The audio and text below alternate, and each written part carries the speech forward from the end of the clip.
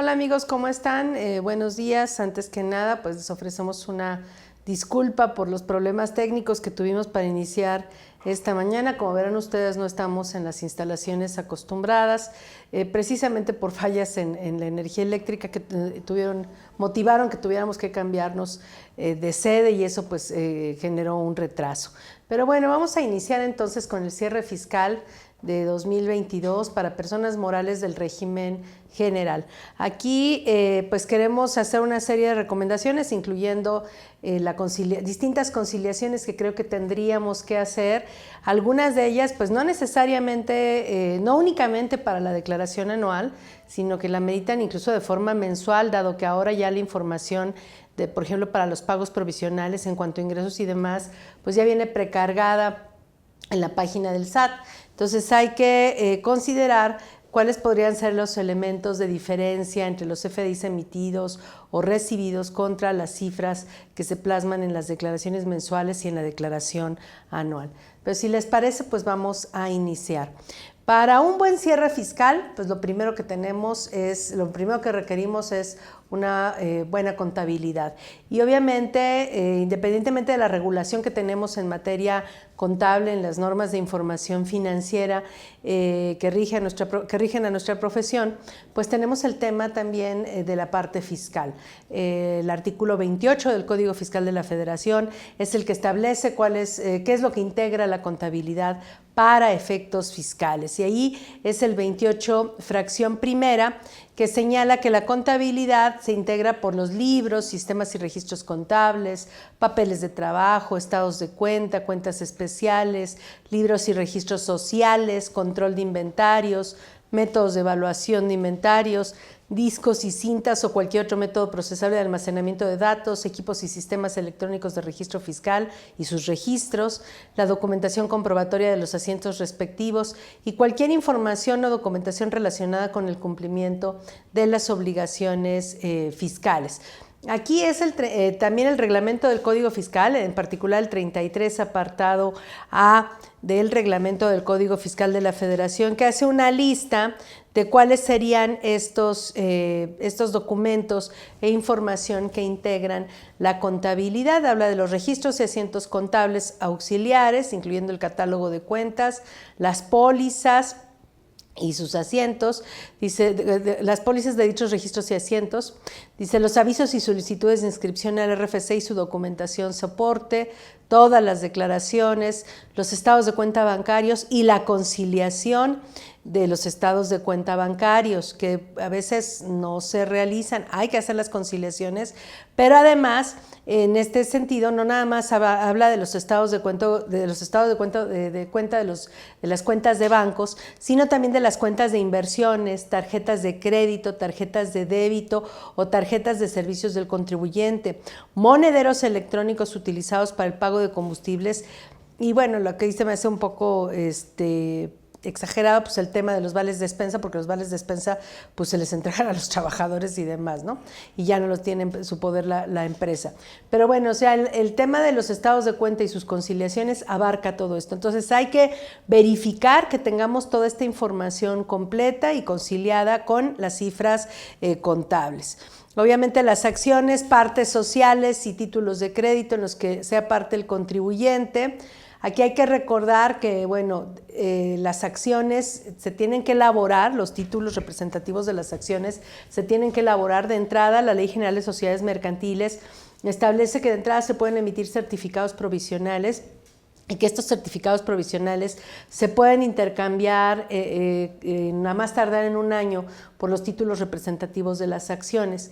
Pero además de todo ello, lo más importante es que hay que llevar el registro de socios y accionistas, y ahí hay que anotar los cambios en materia de quiénes son los tenedores de las acciones, qué transmisiones de propiedad de las acciones se han hecho, etcétera. Y recordemos que cualquier cambio, recordemos que desde 2019 para efectos mercantiles y desde 2020 para efectos fiscales, debimos haberle informado tanto a la Secretaría de Economía a través del portal de publicaciones de sociedades mercantiles que administra la Secretaría de Economía y al Servicio de Administración Tributaria, tendríamos que haberles avisado de la estructura accionaria vigente en cuanto a los tenedores de las acciones, y cualquier modificación que se haga en materia de accionistas, de propietarios de las acciones, participación accionaria, etcétera, y que se tenga que anotar en el registro de socios o accionistas,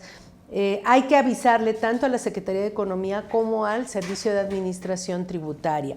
Aquí recordemos que en este caso la Ley General de Sociedades Mercantiles en el 129, por ahí, 129 de la Ley General de Sociedades Mercantiles, establece que se considera dueño de las acciones a quien aparece como tal en el registro de socios o accionistas. Entonces, una transmisión de propiedad de acciones, una venta de acciones, no se perfecciona sino hasta el momento en que se inscribe en el registro de socios y accionistas. Entonces, hay que tener esto en consideración, porque tiene que coincidir todo y hay que avisarle a distintas autoridades, tanto la Secretaría de Economía como al Servicio de Administración Tributaria. Bueno, también se forma la contabilidad por la documentación relacionada con toda la contratación de personas físicas de los trabajadores, dice, así como la relativa a su inscripción o registro o avisos realizados en materia de seguridad social y sus aportaciones. Hay que revisar que tengamos todos los documentos completos de los trabajadores en los expedientes de los trabajadores. Hay que revisar tanto la Ley Federal del Trabajo como la Ley del Seguro Social para ver qué obligaciones tenemos en este sentido y tener toda la información completa. También necesitamos información de importaciones y exportaciones en materia aduanera y de comercio exterior. Dice, y toda la documentación e información de los registros de todas las operaciones, actos o actividades que deberán asentarse en la contabilidad. Entonces, hay que tener presente que tenemos que tener toda esta información. Aquí, obviamente, cuando la contabilidad habla de libros y registros sociales, pues estamos hablando del libro de actas, del libro de del registro de socios o accionistas, etcétera, que tenemos que tenerlos pues completos y bien elaborados. Si hacemos un decreto de dividendos, pues hay que hacer el acta de asamblea, no podemos repartirle dividendos nada más a una sola persona, tenemos que hacer el dividendo a todos los accionistas, no podemos eliminar del pago de dividendos a uno de los accionistas, y hay que registrar hay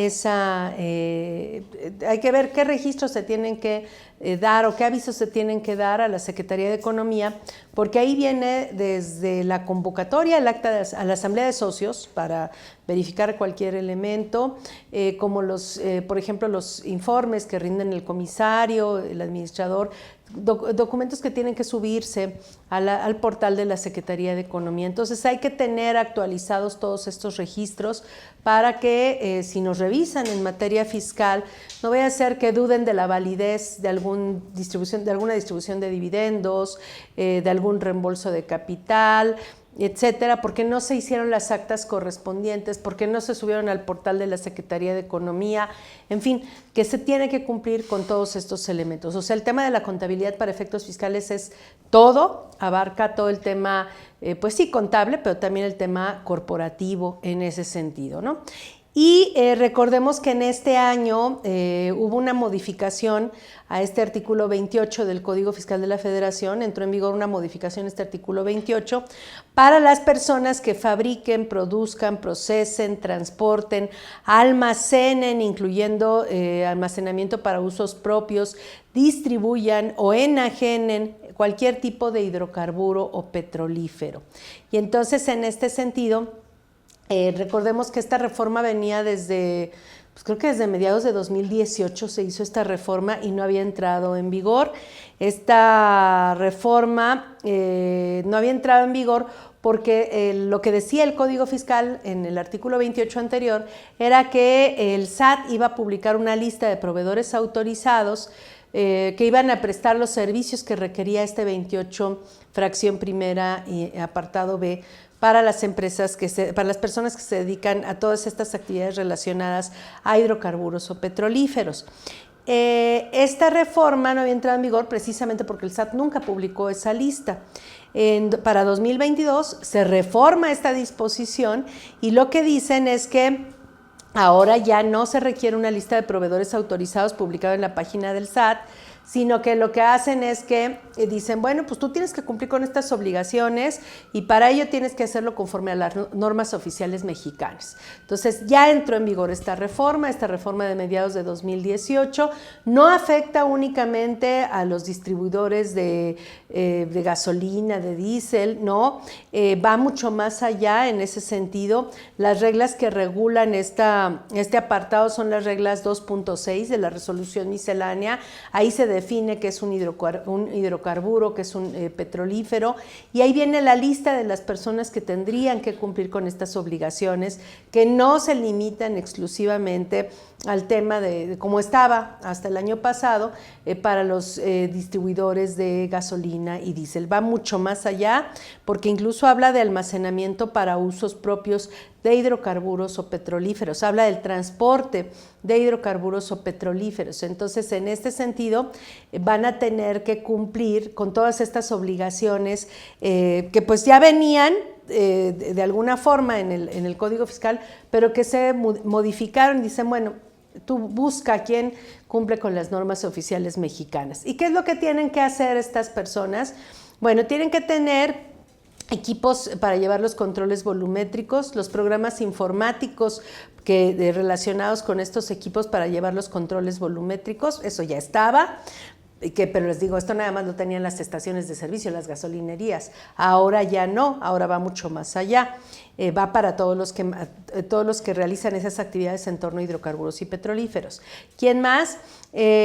También dice, tienen que tener un certificado que acredite que esos equipos y controles volumétricos funcionan correctamente. Entonces ya tenemos ahí un extra, ¿no? Entonces antes nada más teníamos los equipos y controles volumétricos, ahora necesitamos el certificado de que funcionan correctamente.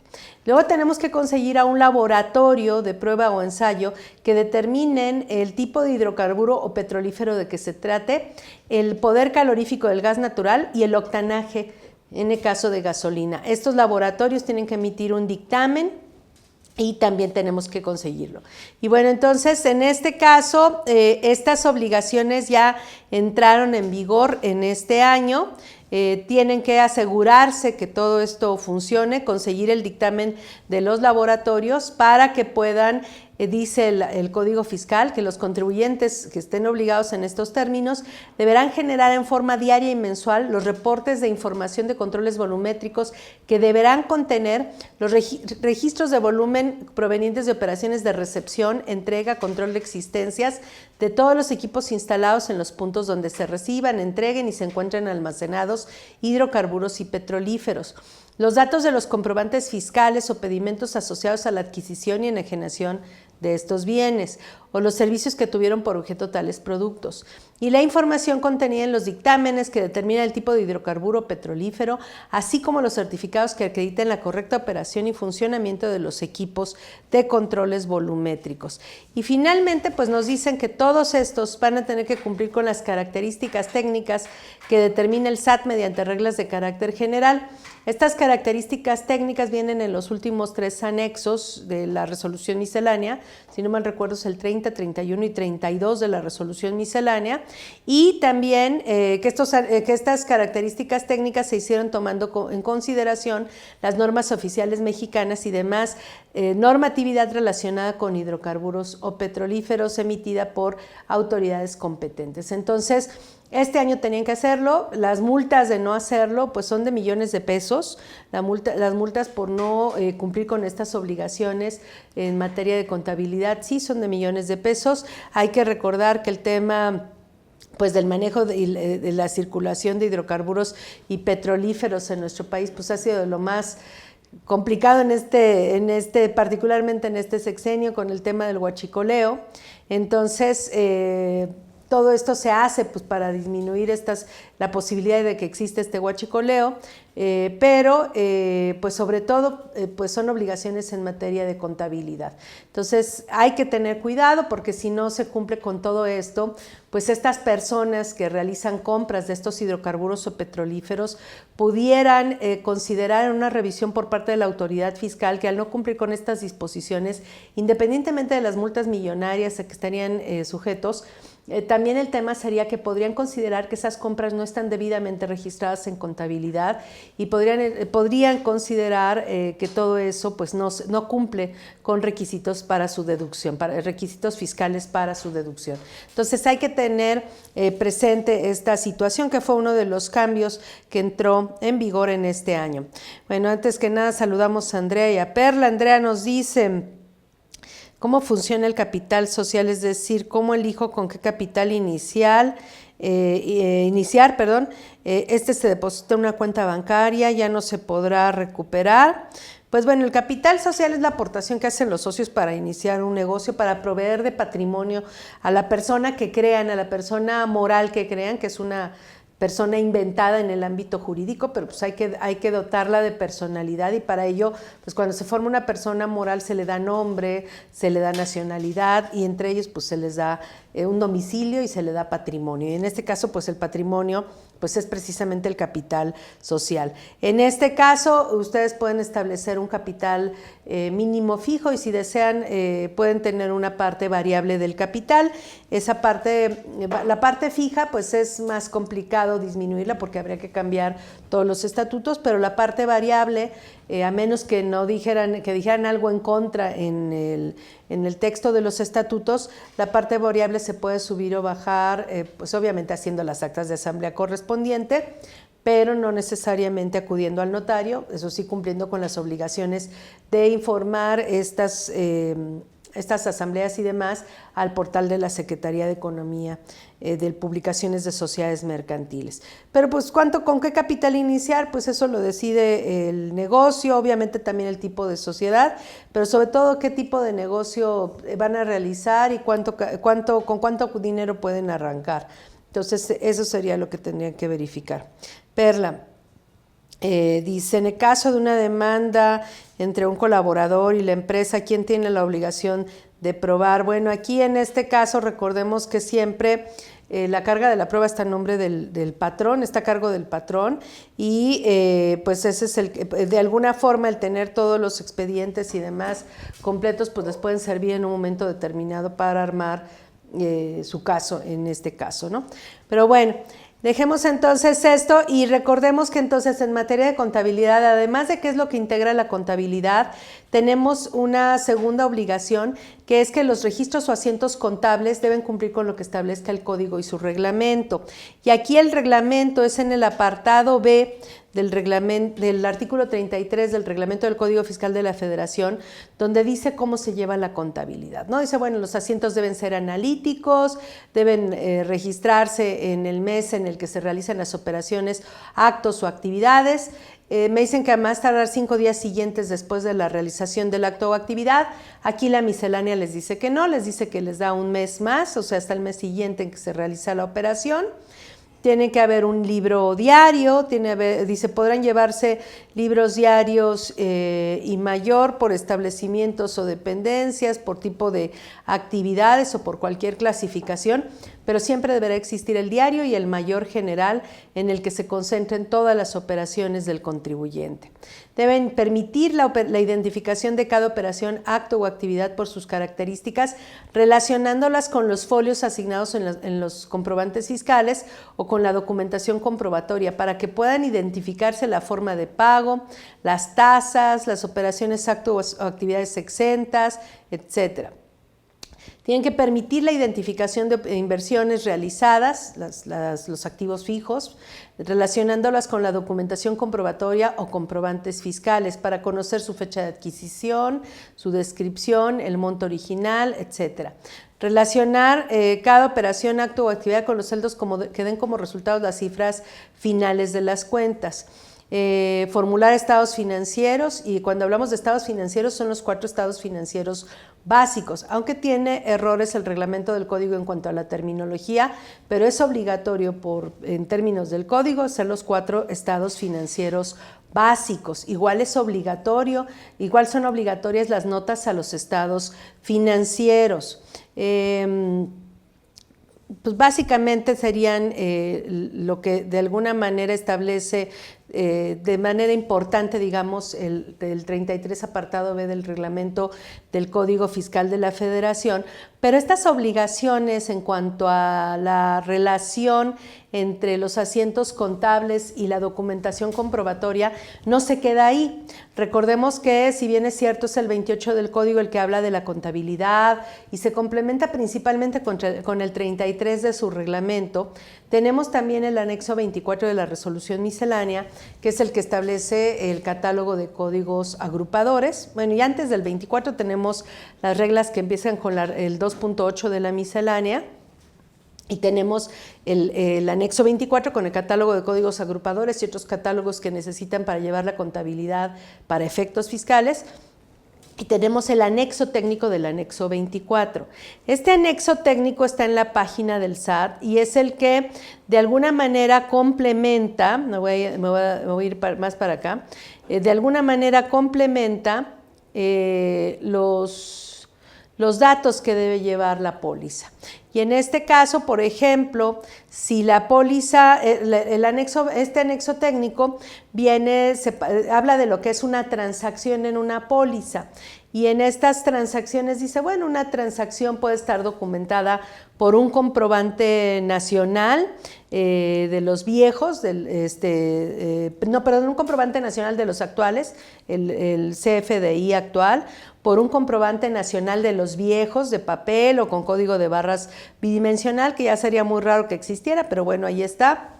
Podemos tener una operación documentada con un comprobante del extranjero, eso hablando en materia de comprobantes, pero también se refiere este anexo técnico a los cheques y a las transferencias bancarias, ¿no? Entonces, en el caso de los comprobantes nacionales, los datos cuando una operación en una póliza se registra una transacción que está contenida en un CFDI, ¿qué datos debemos incluir en la póliza? Dice, bueno, esta póliza, estos datos que vamos a ver, dice, se deben identificar tanto en la provisión del comprobante como en el pago y o cobro de cada una de las subcuentas que se vean afectadas. Entonces, esto es, cuando yo registro una factura de un proveedor, yo tengo que poner esta información que voy a señalar, pero también cuando le pago al proveedor, tengo que poner esta información que voy a señalar. Igual, cuando yo registro una factura emitida a un cliente, tengo que poner esta información que voy a señalar. Igual, cuando yo le cobro al cliente, tengo que poner esta información que voy a señalar. ¿Qué información es? El folio fiscal del comprobante, el RFC del emisor del comprobante, el monto total de la operación, la moneda en que se llevó a cabo la operación y el tipo de cambio. Y de manera similar, pues es con los otros comprobantes con código de barras, los viejos comprobantes. Y en el caso de operaciones con extranjeros que no tengo propiamente CFDIs, entonces igual, tanto en la provisión como en el pago o cobro de los comprobantes, tengo que poner el número de factura del extranjero, su número de identificación fiscal o Tax ID, el monto total de la operación, la moneda y el tipo de cambio. Eso es cuando cobro y cuando provisiono el comprobante, o cuando pago o cuando provisiono el comprobante. Por otro lado, cuando yo registro un cheque, y ojo, el anexo técnico se refiere a tanto cheques expedidos por el contribuyente para pagar alguna operación como cheques cobrados por el contribuyente. En este caso dice que debemos poner en la póliza el número de cheque, el banco emisor del cheque, ya sea nacional o extranjero, el número de cuenta bancaria de donde procede el cheque, la fecha del cheque, el nombre del beneficiario, el RFC, el monto total, la moneda y el tipo de cambio. Que obviamente, pues en cheques emitidos no hay problema, tengo toda esta información, más no así en los cheques recibidos en ese caso, ¿no? Entonces, ahí de entrada, pues ya tengo un problema en cuanto a los cobros, que a lo mejor no me importan tanto porque a final de cuentas los cobros no llevan aparejadas deducciones. Donde se vuelve muy importante todo el tema de la contabilidad, pues es en el tema de las deducciones, porque bien podrían considerar que si el registro contable no reúne todos estos requisitos, pues podríamos no cumplir con una de las disposiciones que establece la ley del ISR, de que las deducciones tienen que estar efectivamente registradas, bien registradas en contabilidad, ¿no? Entonces, ese sería el tema con estos requisitos.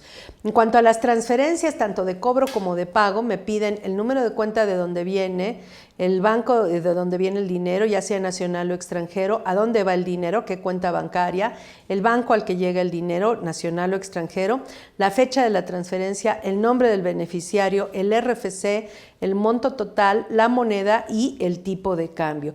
Y esto no se queda aquí porque cualquier otro método de pago que utilice, que puede ser una dación en pago, puede ser, de hecho toda la lista de los métodos de pago, tenemos un catálogo de métodos de pago para efectos de las pólizas. Y dice, bueno, tú puedes recibir efectivos, cheques, transferencias, pero por ejemplo, si cobras en efectivo, te vamos a pedir esta información hasta donde se pueda tener. Pero también puedo recibir pagos con tarjetas de crédito o pagar con tarjetas de crédito, monederos electrónicos, dineros electrónicos, etcétera, etcétera, etcétera. Dice, entonces, en esos casos, cuando cobres o pagues con otros métodos de pago distintos del cheque y transferencia, tienes que poner el método de pago de la operación, que es de la lista que acabamos de ver, la fecha del pago, el nombre del beneficiario, el RFC, el monto total, la moneda y el tipo de cambio. Si nuestras pólizas de provisiones, cobros, pagos no reúnen todos estos requisitos, pues el problema es que en teoría no estaríamos cumpliendo con todas las obligaciones en materia de contabilidad y entonces el problema es que vamos a tener, si nos revisaran, si ejercen facultades de comprobación, podrían decirnos que las deducciones no están debidamente registradas en contabilidad, que no cumplen con ese requisito y podría haber un rechazo de esas deducciones. Obviamente nos podemos defender, no quiere decir que eso se vuelva definitivo, pero vamos, podríamos haber evitado ese problema si siguiéramos todas estas reglas en cuanto a la contabilidad, las podemos aplicar, dado que todos los programas de contabilidad, pues mal que bien, dan la oportunidad de cumplir con estas disposiciones. Lo que hay que aprender es a usar al 100% nuestros programas de contabilidad. Entonces, eso es lo que hay que considerar en este caso. Ahora, respecto a la deducción de inversiones, una de las cosas que también hay que ver es que cuando yo hago mi cálculo de la deducción de inversiones, donde viene la lista pues, de los activos fijos, el monto original de la inversión, la fecha de adquisición, la fecha de inicio de uso, el % que le apliqué de deducción, etcétera. Uno de los datos que siempre se nos olvida es que precisamente el reglamento del código y las reglas de resolución miscelánea establece que las inversiones deben relacionarse con la documentación comprobatoria o comprobantes fiscales, es decir, una columna que le tengo que agregar a mi deducción de inversiones es el folio fiscal del comprobante el folio del comprobante en el que está contenida, del comprobante con el que se adquirió ese activo fijo, etcétera, ¿no? Entonces, si yo no le pongo a mi papel de trabajo de la deducción de inversiones la columna con los datos, con el UID de las CFDIs con los que se compraron, o el folio, a lo mejor todavía tengo inversiones con facturas de papel, ¿no? Si no le pongo esos datos en mi cálculo de la deducción de inversiones, el problema es que, otra vez, esa deducción de inversiones no estaría debidamente registrada en contabilidad y entonces podríamos tener problemas de deducibilidad. Entonces, en su papel de trabajo hay que agregar esa columna, hay que llenarla y hay que poner todos esos datos para no tener problema. Entonces, esto, digamos, sería lo que habría que cuidar en cuanto a las pólizas y papeles de trabajo en ese caso. Ahora, en cuanto a las devoluciones, descuentos, bonificaciones, pues tenemos que tener también los FDIs de egresos para que amparen esas devoluciones, descuentos o bonificaciones. Aquí hay que considerar que el SAT pues correctamente y de acuerdo a incluso coincidiendo con las normas de información financiera. Si ustedes tienen una factura, por ejemplo, donde vienen 1,000 pesos y en el mismo cuerpo de la factura viene un descuento por 100 pesos y el neto son 900 pesos más IVA, lo que va a considerar como ingreso el SAT para efectos fiscales es el importe bruto, o sea, los 1,000 pesos. Las devoluciones, descuentos y bonificaciones, aun cuando vengan en el cuerpo del comprobante, deben contabilizarse por separado. O sea, tengo que cargar a devoluciones sobre ventas los 100 pesos, abonar a las ventas los 1,000 pesos, obviamente hacer el registro del IVA que corresponde a esos 900 pesos y registrar la cuenta por cobrar por el total. Pero sí tiene que separarse, no obstante que el registro, que el comprobante contenga el descuento de